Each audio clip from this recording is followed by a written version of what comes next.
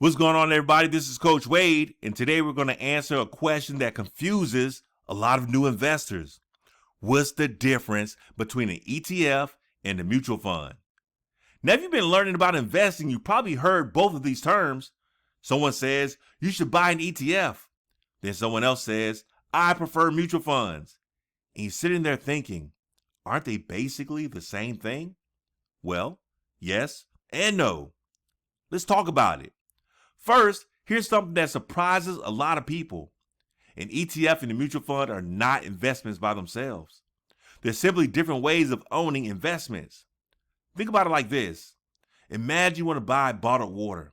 You can buy it at the grocery store, you can buy it at a warehouse club, or you can buy it online. The water may come from the same company, but the way you buy it is different. The same idea applies here. An ETF and a mutual fund can both invest in the exact same group of companies.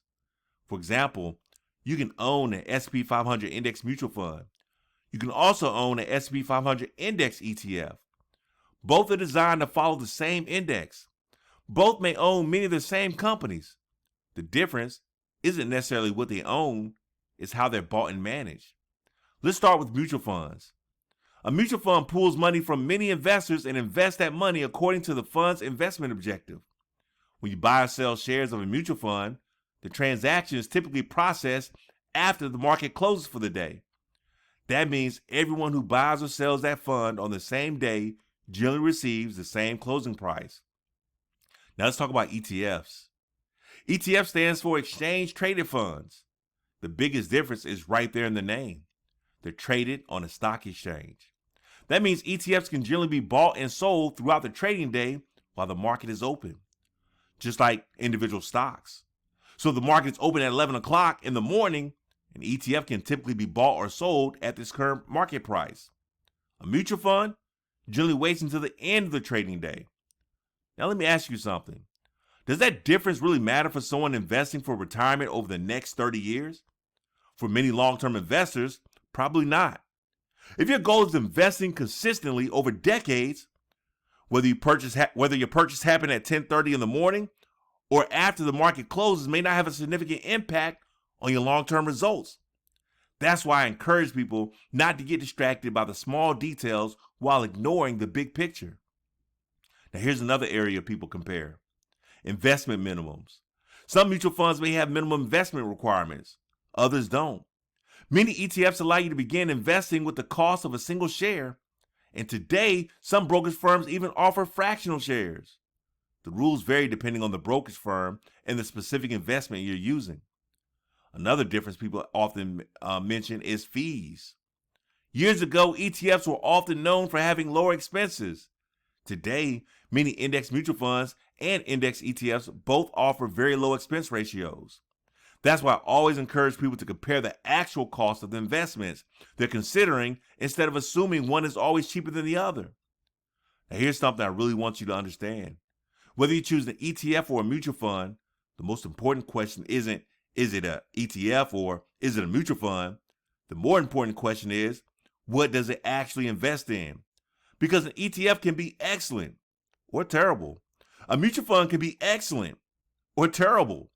Some invest in broad market index funds. Some invest in one industry. Some focus on growth. Some focus on dividends. Some are actively managed. Others simply follow an index. That's why understanding what you own is far more important than the label on the investment. As I teach in stage 4 of the 7 stages of financial independence, the wealth building zone, investing should never be about buying something just because it's popular. You should know what you're investing in. You should understand your long-term goal, and you should have a plan. One thing I appreciate about both index ETFs and index mutual funds is their simplicity. Many of them allow investors to own hundreds or even thousands of companies through one investment. That's diversification. And diversification can help you reduce the risk of relying too heavily on the performance of any single company. Now remember, every investment involves risk. ETFs can go down. Mutual funds can go down. Markets rise and fall. That's part of investing. The goal isn't to eliminate every risk. The goal is to build a diversified portfolio that matches your financial goals and that you can stick with during both good markets and challenging markets. Here's what I want you to remember.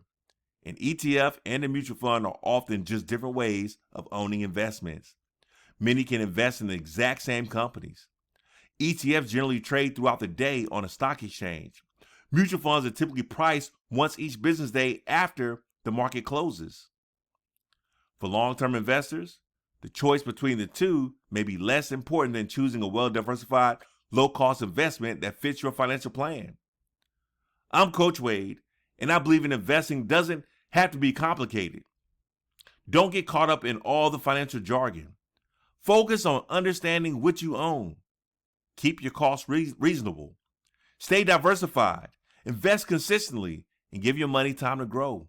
Because at the end of the day, building wealth isn't about finding the perfect investment. It's about making good financial decisions over and over again for years to come.